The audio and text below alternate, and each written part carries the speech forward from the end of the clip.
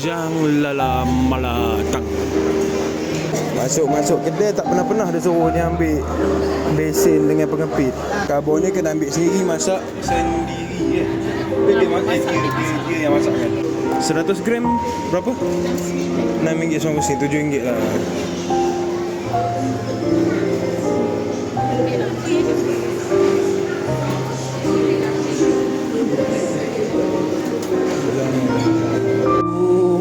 Dia berkuah lah. Dia ada yang goreng, saya ambil kuah. Oh, seronok lah makan macam ni. Kita rasa. Alhamdulillah. Amin.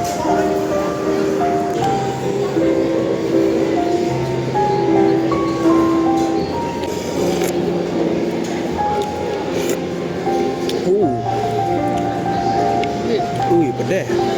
So total dekat sini harga dia, tapi total semua RM45.70.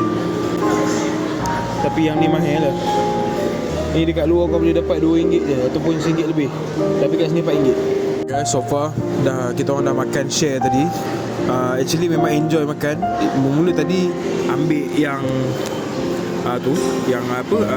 dekat dalam peti tu, peti mayat tu. Dia punya besen dengan penyepit. Mula ambil dah 2 besen tau. Tapi tak penuh ha. Aku pilih aku punya, dia pilih dia punya. Tapi bila fikir-fikir balik takut macam terlalu mahal pula kan. Tak agak-agak pula. So inilah dia. Masih lagi tak habis. Dan rasa dengan harga 45 ni bolehlah kenyang.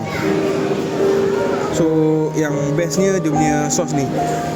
Nak kata sos apa pun tak tahu. Sos Thai pun bukan. Tapi rasa dia, kalau korang tahu makan steamboat Johnny's tu, rasa dia seakan-akan. Cuma yang ni rasa dia lain sikit. Ni kita dah gabung banyak benda lah. Kita dah gabung banyak benda dah ni. Tapi memang sedap lah. Boleh belah lah. Aku boleh bagi 7 atau 10 lah. Boleh repeat. Tapi next time tak boleh dah beli air bidar ni. Sebab tak masuk akal harga ni RM4 pula. Kita akan bawa tumbler lah. Selalu bawa tumbler, tapi lupa nak bawa tadi. Okay, boleh makan.